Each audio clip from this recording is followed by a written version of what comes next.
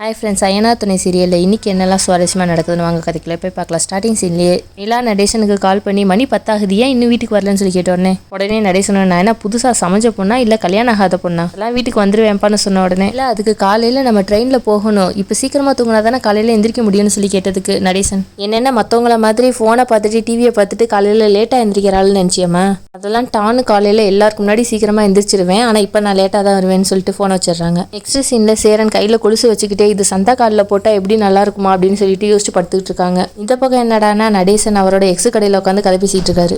உன்னை மட்டும் முன்னாடியே உங்கள் அப்பா எங்கே கூப்பிட்டு போகிறாங்கன்றதை மட்டும் எனக்கு தெரிஞ்சிருந்துச்சு, இந்த மாதிரி நீ கால் பண்ணி சொல்லியிருந்தேன்னா உன்னை எங்கேயும் போக விடாமல் என் கூடயே வச்சுட்டு இருந்திருப்பேன் அப்படின்றாங்க. உடனே அவங்க எக்ஸும், ஆமாம் இந்த காலத்தில் மாதிரி அப்போ ஃபோன் இருந்துச்சு பாருங்க அப்படின்றாங்க. உடனே நடேசன், பாத்தியா விதியை, நான் இருக்கிற ஏரியாவுக்கே நீயும் மறுபடியும் கடை போட்டு வந்திருக்க, இதை பார்க்கும்போது நமக்கு விட்ட இடத்துலேருந்தே ஆரம்பிக்கிற மாதிரி இல்லைன்னு சொன்ன உடனே அவங்க எக்ஸு, எனக்கு அப்படிலாம் தோணலை அப்படின்னு சொல்லிட்டு, உங்களை பார்த்ததுலலாம் எனக்கு சந்தோஷம் தான், காலையில் விடிஞ்சு எழுந்தா கடையை எப்படி ஓப்பன் பண்ணணும், இதை எப்படி முன்னேற்றணும், இந்த தள்ளுவண்டி கடையை எப்படி மெஸ் ஆக்குறதுன்னு மட்டும்தான் எனக்கு யோசனையாகவே இருக்குது அப்படின்னு சொன்ன உடனே நடேசன், ஏன் செபிருத்தி உனக்கு இந்த ரொமான்டிக்காகவே பேச தெரியாதா அப்படின்னு சொன்ன உடனே அவங்க எக்ஸு, ஆமாம் இந்த வயசில் ரொமான்ஸ் தான் கேட்குது அப்படின்னு சொன்ன உடனே நடேசன், ரொமான்ஸுக்கு எதுக்குமா வயசு, இங்கே பாரு நைட் ஆயிடுச்சு, இருந்தாலும் எனக்கு வீட்டுக்கு போனே தோண மாட்டேங்குது, இதெல்லாம் தாமா ரொமான்ஸ், இந்த மாதிரி உனக்கும் மனசுக்குள்ள ஏதாவது தோணுதா அப்படின்றாங்க. உடனே அவங்க எக்ஸு, இந்த மாதிரிலாம் கேள்வி கேட்டால் எனக்கு பதில் சொல்ல தெரியாதுங்கன்னு சொல்லி வைக்கப்படுறாங்க.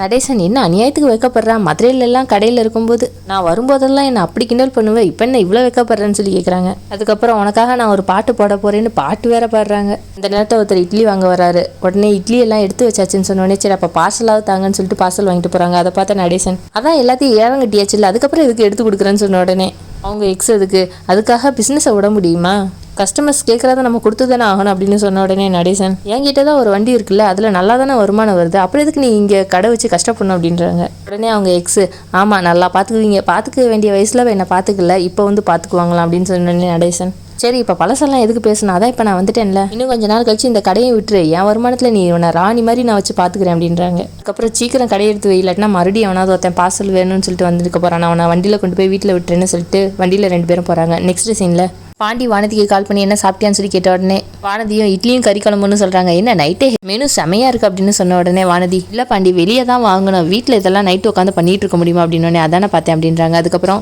சரி வானதி, நாளைக்கு நிச்சயத்துக்கு போகணும்ல, ட்ரெஸ் எல்லாம் பேக் பண்ணிட்டேல, ட்ரெயினை மிஸ் பண்ணிடக்கூடாது, அந்த ஸ்டாப்பில் 5 நிமிஷம் தான் நிற்குமா, அதனால லேட் பண்ணிடாத வானதி அப்படின்றாங்க. இங்கே வானதி, நான் கண்டிப்பாக வரணுமான்னு கேட்குறாங்க. உடனே பாண்டி, என்ன இப்படி சொல்கிற, காலையில் கூட உங்கள் வீட்டில் எல்லாரும் சரின்னு சொல்லிட்டாங்கன்னு தானே சொன்னேன், உனக்கும் சேர்த்து தானே இங்கே டிக்கெட் போட்டிருக்கேன், உங்கள் வீட்டில் எதுவும் சொன்னாங்களா அப்படின்னு கேட்டோடனே வானதி, அப்படிலாம் எதுவும் இல்லை, 2 நாள் ட்ராவல்னு சொல்றியா, அதான் யோசிக்கிறேன் அப்படின்றாங்க. உடனே பாண்டி, ரொம்ப பண்ணாதடி, உன்னை என்ன சும்மாவா நான் கூப்பிட்றேன், விசேஷன்னு சொல்லி தானே கூப்பிட்றேன், வந்தா என்னன்ற மாதிரி கேட்குறாங்க. உடனே வானதி, அப்படிலாம் இல்லை பாண்டி, வடபழனி ஏதோ போகிறோன்னு கூப்பிட்டேன்னா பரவாயில்ல, பீகாருக்கு கூப்பிட்ற, போக 2 நாள் வர 2 நாள், அப்புறம் அங்கே ஃபங்க்ஷனுக்கு எப்படியும் ஒரு 5-6 நாள் ஆயிரும்ல, அதனால தான் கடையை நினச்சி கொஞ்சம் வருத்தமாக இருக்குன்றாங்க. உடனே பாண்டி, ஓ நீ கடையை பற்றி தான் யோசிக்கிறியா, அதான் செல்வம் இருக்கான்ல அவன் பார்த்துக்குவான்னு சொல்கிறாங்க.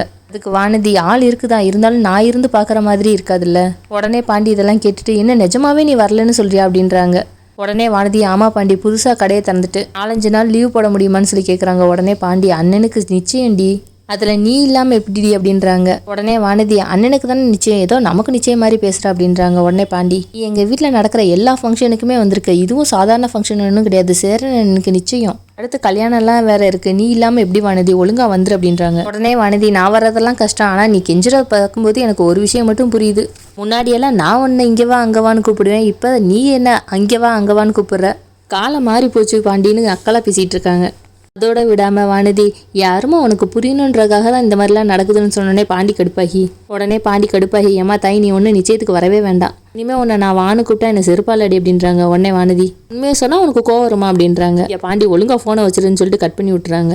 வானதி, ஆவுனா ஃபோனை கட் பண்ணிடுறான்னு சொல்லி திட்டிட்டு இந்த நேரத்தில் மெசேஜ் வருது. அதை பார்த்துட்டு டாக்டருக்கு கால் பண்ணுறாங்க.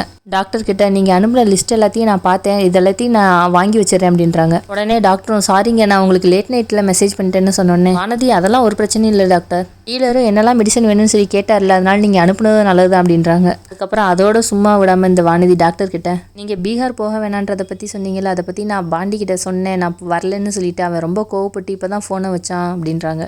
டாக்டர், சாரி வானதி, நான் ஏதோ கேஷுவலாக தான் சொன்னேன், இங்கே போயிட்டு வாங்க, அதான் செல்வம் கடையில் இருக்கார்ல அப்படின்னு இப்போ சொல்கிறான். டேய், பிள்ளையை கிள்ளி விட்டு தொட்டில் ஆட்டுற கதை இதானான்ற மாதிரி தான் நமக்கு தோணும். வானதியை, நீங்கள் சொன்னது தான் டாக்டர் கரெக்டு, கடை ஓப்பன் பண்ண கொஞ்ச நாள்லேயே லீவ் போட்டால் அது நல்லாவா இருக்கும்? வேண்டாம் டாக்டர். அது மட்டும் இல்லாமல் நான் இல்லாட்டினா செல்வம் காஸ்ட்லியான மருந்தாக வாங்கி அடிக்கிறோம் அப்படின்னு சொன்ன உடனே டாக்டரும் அதை சொல்லுங்கள் செல்வம் பண்ணாலும் பண்ணுவான்னு சொல்லிட்டு ஜோக்ஸ் அப்பார்ட் எதுவும் முக்கியமான ஃபங்க்ஷனாக நீங்கள் போயிட்டு வாங்க வானதி. புதுசாக எந்த ஒரு பிஸ்னஸும் உருவாக்கணும்னா அது ஒரு வருஷத்துக்கு எந்த ஒரு பிரேக்குமே எடுக்காமல் இருந்தால் நல்லாயிருக்கும். இருந்தாலும் டிசிஷன் உங்களோடது அப்படின்றான். உடனே வானதி நீங்கள் சொன்னது தான் கரெக்டு டாக்டர். நான் நிச்சயத்துக்கு போகலாம், அதான் கல்யாணம் இருக்குல்ல, நான் கல்யாணத்துக்கு பார்த்துக்கிறேன் அப்படின்றாங்க. அதுக்கப்புறம் நீங்கள் சொன்ன மெடிசன் எல்லாத்தையும் நான் டீலர்கிட்ட சொல்லி வாங்கி வச்சிடறேன்னு சொல்லிட்டு ஃபோனை வச்சிடுறாங்க. அடுத்த நாள் காலையில் சோழன் பேக் எடுத்துகிட்டு வெளியே வரதை பார்த்துட்டு பாண்டி என்னடா காலையிலேயே எல்லாத்தையும் பேக் பண்ணிட்ட போல அப்படின்னு சொல்லி கேட்டதுக்கு சோழன் எங்கடா காலையிலேருந்து பேக் பண்ணுன்னு வச்சிருச்சுக்கிட்டே இருக்கா, தான் நான் பேக் பண்ணிட்டேன், அடுத்து உங்ககிட்ட தான் வருவா, எல்லாத்தையும் பேக் பண்ணிட்டியான்னு சொல்லி கேட்குறாங்க. உடனே பாண்டி அதெல்லாம் நான் பண்ணிட்டேன்டா, என்ன பல்லவனுக்கும் சேர்த்து தான் அண்ணே சேரன் என்ன பண்ணிட்டு இருக்கு அப்படின்றாங்க. அதே நேரத்தில் சேரன் நீங்கள் வந்து ஒரு பெரிய பேக் எடுத்துகிட்டு வராங்க. அதை பார்த்துட்டு சோழன் என்னென்ன இவ்வளோ பெரிய பேக்காக இருக்குன்னு சொன்ன உடனே சேரன் இதில் பல்லவன் துணியும் இருக்குடா, அவன் என்னடானா மொத்த பீரோவையும் அடுக்கி வச்சுட்டான்டா இதுக்குள்ள அப்படின்றாங்க. சோழன் பல்லவனை பார்த்து இவ்வளோ பெரிய பேக்கை யாரா தூக்குவான்னு சொன்ன உடனே பல்லவன் சிப்ஸ் சாப்பிட்டுட்டே நக்கலா நீங்கள் கொண்டு வந்து ட்ரெயினில் மட்டும் ஏற்றிருங்க, அதுக்கப்புறம் எனக்காக ட்ரெயினே எடுத்துகிட்டு வந்துடும் அப்படின்றான். எல்லாம் வெளியே வந்து என்ன சார்ஜர் எடுக்காமல் வந்துட்டீங்கன்னு இது இல்லாமல் என்னால் இருக்கவே முடியாதுன்னு சொல்லி வாங்கி வைக்கிறாங்க. அதுக்கப்புறம் நிலா ஏதோ சின்ன பிள்ளைங்களை ஸ்கூல் எக்ஸிகியூஷன் கூட்டு போகும்போது என்ற மாதிரி எண்ணிட்டு இருக்காங்க. சோழன் பார்த்துட்டு அதான் எல்லாரும் இருக்குமே அப்படின்றாங்க. உடனே நிலா அங்கிள் இங்கே அங்கிளை காணாமன்னு சொன்ன உடனே சேரன் நான் கூட காலையில் பார்த்தேன்ப்பா வெளியே கூட இல்லை அப்படின்றாங்க. அதுக்கு பாண்டி அவர் நைட்டு வந்தாரா வரலையேன்னே நமக்கு தெரியாது அப்படின்றாங்க. பல்லவன் இங்கே கோவமா அதான் நிச்சயத்துக்கு போவோன்னு தெரியுதுல, அப்புறம் எங்கன்னே போனார் அவர் அப்படின்றாங்க.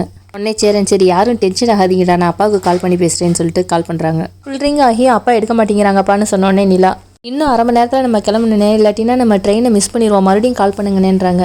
இங்கே மறுபடியும் சேரன் கால் பண்ணி பார்த்தாலும் நடேசன் எடுக்கல. உடனே சோழன் கடுப்பாகி எப்பயுமே இப்படி தான், அப்புறம் சரி நம்ம விட்டுட்டு போகலான்னு பார்த்தாலும் 4 வருஷத்துக்காவது சொல்லி காமிச்சிட்டே இருப்பார் என்னை விட்டுட்டு போயிட்டீங்கன்னு. உடனே பாண்டி டே நீ டென்ஷன் ஆகாதடா, நான் போய் தேடி பார்க்குறேன், அவர் எங்கே இருப்பாருன்னு எனக்கு தெரியும்னு சொன்னோடனே நிலா கொஞ்சம் சீக்கிரம் போயிட்டு வாங்கன்னு சொன்னோடனே சரி நீங்கள் எல்லாத்தையும் எடுத்து வைங்க, நான் அதுக்குள்ளே போய் கூப்பிட்டு வரேன் அப்படின்றாங்க. உடனே சொல்ல நிலா கிட்ட கொஞ்ச நேரம் நம்ம வெயிட் பண்ணி பார்ப்போம், வந்தாருன்னா பாப்பா இல்லாட்டினா விட்டுட்டு போயிடுவோன்னு சொன்னோடனே பல்லவனும் கரெக்டாக சொன்னேனே அவர் வர்றதுக்கு பேசாமல் அவர் வராமலே இருக்கலாம் அப்படின்றாங்க. உடனே சேரண்டே அப்படிலாம் சொல்லக்கூடாதுன்னு சொன்னோடனே பல்லவன் நானே போனேன் வெறுப்பாகுது அப்படின்றாங்க. சோழனும் இந்த கிளம்புற நேரத்தில் இவர் பண்ணுற கூத்து இருக்கே அப்படின்னு சொல்லிட்டு இருக்கும்போது நிலா 2 பேரும் கொஞ்சம் அமைதியாக இருக்கீங்களா, பல்லவா நிச்சயத்துக்கு பொண்ணுக்கு கொடுக்க வேண்டிய ட்ரெஸ் எல்லாம் எடுத்து வச்சிட்டியான்னு சொன்னோடனே எல்லாம் எடுத்து வச்சாச்சுன்றாங்க. உடனே சோழன் ஃபிலிம்லாம் எடுத்து வச்சிட்டியான்னு சொன்னோடனே ஐயோ மறந்துட்டேனேன்னு சொல்லிட்டு எடுத்து வைக்கிறாங்க. சேரன் அதை பார்த்துட்டு என்னடா இத்தனை எடுத்து வைக்கிற, ஏதாவது ஒன்று எடுத்து வைடா அப்படின்னு சொன்னோடனே பல்லவன் அதெல்லாம் தேவைப்படுனேன்றாங்க. உடனே சோழன் ஏன்டா ஃபங்க்ஷன் 1 நாள் ட்ராவல் 2 நாள் அதுக்கு இருக்குடா இத்தனை ஸ்ப்ரே அப்படின்றாங்க. உடனே பல்லவன் அதுக்கு புத்திசாலித்தனமாக பார்த்து சொல்கிறானாமா ஃபங்க்ஷனை விட இல்லை போகும்போது தானே நமக்கு இது தேவைப்படும், அங்கெல்லாம் குளிக்க முடியுன்ற எனக்கு நம்பிக்கை இல்லை, அதனால பெர்ஃப்யூம் தானே கண்டிப்பாக வேணுன்றாங்க. அதை கேட்ட சோழன் நீ சொல்கிறதுலையும் பாயிண்ட் இருக்குது, பேசாமல் நம்மளே எடுத்து வைக்கலாமா நிலா அப்படின்றாங்க. நான் அப்பயே எடுத்து வச்சிட்டேன்றாங்க. உடனே சோழன் ஸ்வீட் பொண்டாட்டி அப்படின்னு சொல்லிட்டு கண்ணத்தை கிள்றாங்க. அதுக்கப்புறம் நிலா நம்ம எல்லாத்தையும் எடுத்து வச்சிட்டோமான்னு ஒரு தடவை செக் பண்ணிக்கோன்னு சொல்லிட்டு எங்கேஜ்மெண்ட்டுக்கான ட்ரெஸ் எடுத்து வச்சாச்சு, ரிங் எங்க அப்படின்னு சொல்லி கேட்ட உடனே நான் தான் வச்சிருக்கேன்னு சொல்லிட்டு பேக்கெட்லேருந்து எடுத்து கொடுக்குறாங்க. உடனே நிலா நானே பத்திரமா வச்சுக்கிறேன்னு சொல்கிறாங்க. ஏன் நான் பொறுப்பாக வச்சுக்க மாட்டேனான்னு சொல்லி கேட்ட உடனே சேரன் அதான் அந்த பிள்ளை பொறுப்பாக பத்திரமா வச்சுக்கிறேன்னு சொல்லுதில்ல விடுடான்னு சொன்ன உடனே சோழன் நான் பொறுப்பாக வச்சுக்க மாட்டேன் பொறுப்பில்லாதவன் சொல்றியானே அப்படின்னு உடனே பக்கத்தில் இருந்து பாண்டி ஆமாம் அப்படின்னு சொல்லிட்டு அப்படியே இருமுற மாதிரி ஆக்டிங் கொடுக்குறாங்க. அதை பார்த்துட்டு சோழன் முறைக்கிறாங்க. இல்லைண்ணே எனக்கு இருமல் தான் வந்துச்சு உண்மையாவே அப்படின்றாங்க. அதுக்கு சோழன் உனக்கு இருமலோட சேர்த்து ஆமா வேற வருமாடா, தொண்டையிலே குத்துனா சரியா போயிடும்னு சொல்லிட்டு மிரட்டுறாங்க. உடனே நிலா பல்லவனுக்கு சப்போர்ட் பண்ணுற மாதிரி இப்போ எதுக்கு அவனை திட்டுறீங்க, நான் எங்கேஜ்மெண்ட் ரிங் எங்கே இருக்குன்னு கேட்டால்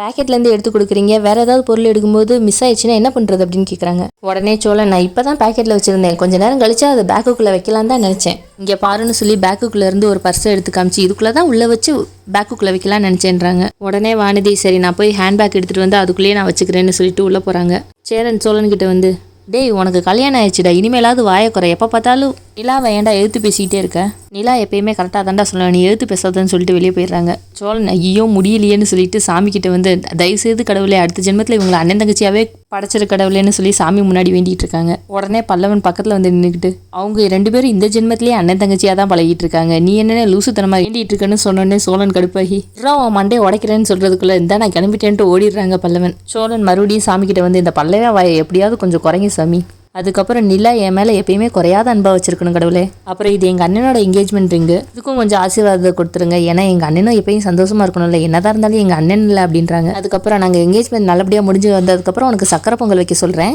ஓகே என்ன ஆசீர்வாதம் பண்ணணும்னு சொல்லிட்டு எங்கேஜ்மெண்ட் ரிங்கை சாமி முன்னாடி வச்சிடுறாங்க. அதுக்கப்புறம் நிலா கூப்பிடுறாங்கன்னு சொல்லிட்டு எங்கேஜ்மெண்ட் ரிங்கை எடுக்காமலே உள்ளே போயிடுறாங்க. நெக்ஸ்ட் சீனில் நடேசன் அவரோட எக்ஸு கடையில் உட்காந்து இட்லி பொட்டில் மடிச்சிட்டு இருக்காரு. இதை பாண்டி பின்பக்கமாக வந்து பார்த்து கடுப்பாகிறாங்க. கல்லுவண்டி கடைக்கு முன்னாடி வந்து பாண்டி நின்ன உடனே நடேசனோட எக்ஸ் சாப்பிட்றதுக்கு நிறைய வெரைட்டி இருக்குது எது வேணும்னு கேட்குறாங்க. நடேசன் இன்னும் பாண்டியை பார்க்கலாம், ஆனால் பாண்டி நடேசனை பார்த்து முறைச்சிக்கிட்டே இருக்காங்க. இதோட இன்னைக்கு எபிசோடு முடியுது. என்கேஜ்மெண்ட் ரிங்கை இங்கேயே விட்டுட்டு பீகாருக்கு போகிறாங்கன்னு நான் நினைக்கிறேன். நீங்கள் என்ன நினைக்கிறீங்கன்றதை கமெண்ட்டில் சொல்லுங்கள். அப்படி ஒரு சப்ஸ்கிரைப் பண்ணிடுங்க. நாளைக்கு எபிசோட நாளைக்கு பார்க்கலாம். Bye friends.